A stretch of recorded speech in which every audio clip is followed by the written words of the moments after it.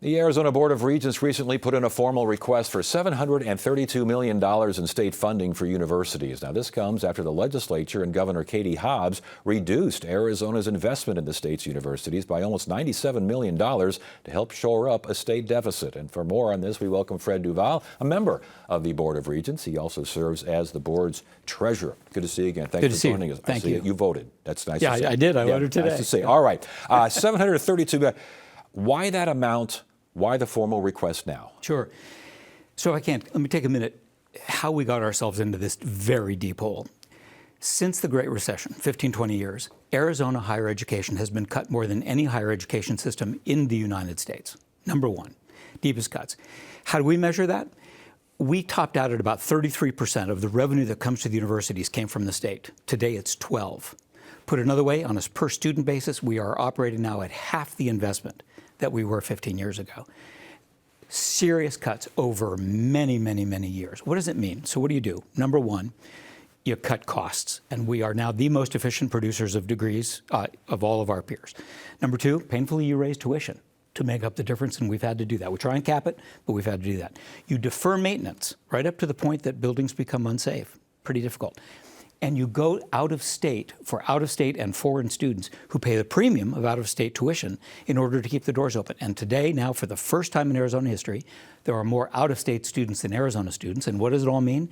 Our attainment rate in Arizona, degrees in Arizona, is among the lowest in the United States and is not growing. We need to do something different. And yet, you mentioned since the Great Recession, there have been budget problems since the Great Recession. Obviously, that you don't just cut for the sake of cutting, although some would like to do that. But there's a reason for the cutting, and it is to balance a state budget that's constantly, well, not constantly, I should say, there are a couple of years where you have some surpluses. Right. But when they say we got to do it, you say... Right. We've been cut in difficult years, and we've been cut in growth years. We get it both ways all the time. We are looking forward to this economy growing. It's taken us many years to get here. It's going to take us a number of years to get out. But we've got to start, and we decided to start by expressing what we need in order to do the job that the voters and taxpayers and citizens of Arizona has asked us to do. Let me give you some particulars about the budget request. Imagine being one of the parents of students of 1,000 classrooms this fall who showed up and didn't have a credentialed teacher. Can you imagine going home telling your parents, a kid in the K-12 system, I'm going to pay the price for these policy priorities because there's not enough teachers. Well, we have 1,000 teachers on the wait list in the Arizona Teachers Academy. We can solve that problem. Doctors. Have you tried to get a doctor's appointment recently? I know you've got a doctor on the show later. It's tough. I just made an appointment with them. It took 5 months. Well, it's an inconvenience for many of us, but I take care of my parents, aging parents. 5 months is life and death. We do not have enough doctors, 47th in the country in the number of doctors per 1,000 citizens. We need more doctors, so we've set up new medical schools at ASU and Northern Arizona University, growing U of A. It needs state funding. We can't do it on tuition. It's going to require state funding. Take engineers. Raytheon's growing. Taiwan Semiconductor, Intel, they're saying we can take every engineer that you can produce to grow the new Arizona economy.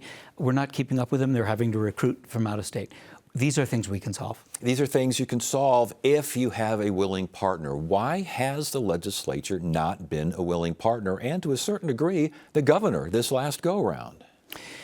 Well, you mentioned earlier, some of this is math. Over 2 decades, Arizona has eroded its revenue stream. That's a big piece of that, so that it becomes, in many years, a question of math. Real quickly, the flat tax. Yes. How much of an impact is that? Oh, it's had an impact, but over 20 years, there's probably, I would say, 18 or 19 of those years, there's been tax reductions. So we've eroded the revenue side, which has made it very difficult.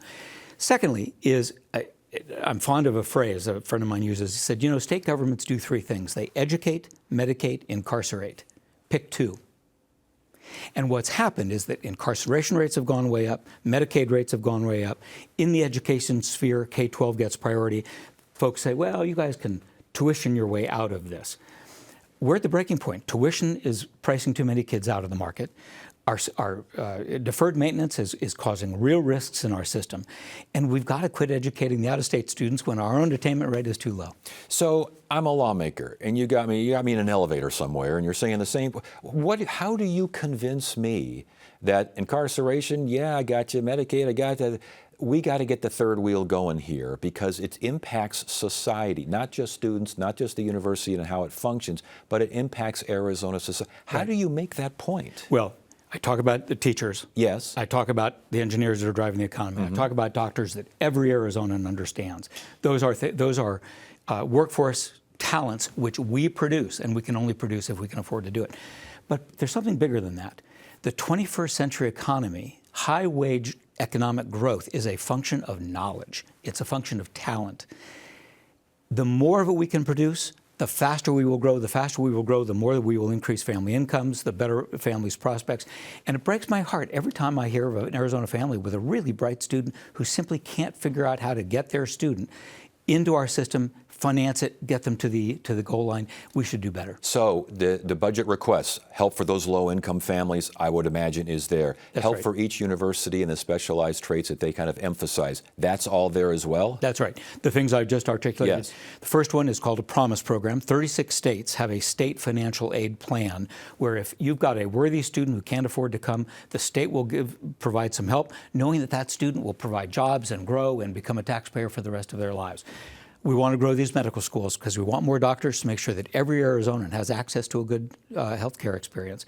We want to produce more engineers so that this burgeoning new economy can take root. These are very specific things that are in our budget. Capital funding, maintenance, those sorts of things. People don't think about those sorts of things, Yes. but they're involved as well. How have they been impacted by budget cuts in the past, this most recent one, and what are you looking for as far as your budget is concerned? Sure, it's a big piece of this because there is actually a statutory formula where the state, by statute, by law, is required to make investments in our infrastructure.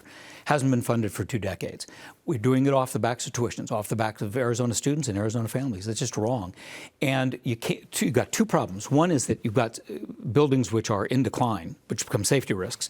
And 2 is that the modalities of learning require different kinds of technology, different kinds of classroom experiences, and you've got to stay up to speed on that if you're going to create the kind of educational experience we want for our students. Last question here, and this is more philosophical, I guess, than anything else, but explain why so many lawmakers went to Arizona State University or the University of Arizona, NAU, enjoyed their experience there. Many of them went to law school at U of A and ASU, and yet they are cutting.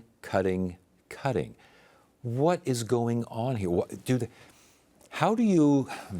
I'm trying to get an explanation. What do they tell you? Because we keep hearing there's a budget deficit, we got to cut somewhere. Right. Everything else is kind of formalized. This is a wild card here. Let's go here first. But these are people who I imagine had good educations, enjoyed their experience at the universities, and yet they are willing to make these. They seem to think that the universities will survive. Are they wrong? Well, I'm going to ask you to ask them that when you have them on your show. Yes, I will. I certainly don't want to speak for them. The irony is I imagine many of them actually got some form of aid, got help from somewhere else that helped them get to their degree and to the accomplishments that have come around that. We know the direct correlation that those who have degrees typically live healthier lives, typically make more money, typically engage more in their civic life or in their community, but grow the economy. The correlation, I'll give you, this is my favorite example. Colorado, Washington, and Arizona, about the same size population 20 years ago. Colorado and Washington, a sustained commitment to higher education. Their degree performance now is about 20% higher, and their incomes are about 20% higher. The correlation is absolutely there, and it is time for us, and I would make the case to these legislators, invest in the future, in our families, in our kids, and in the talent that exists in Arizona so that our kids and our grandkids can have the future we want for them, and a healthy future with doctors, and all the choices that they ought to have in order to contribute to the world that we live in. Fred Duvall, Arizona Board of Regents, always a pleasure. Good to have you here. Thanks for joining us. Appreciate it.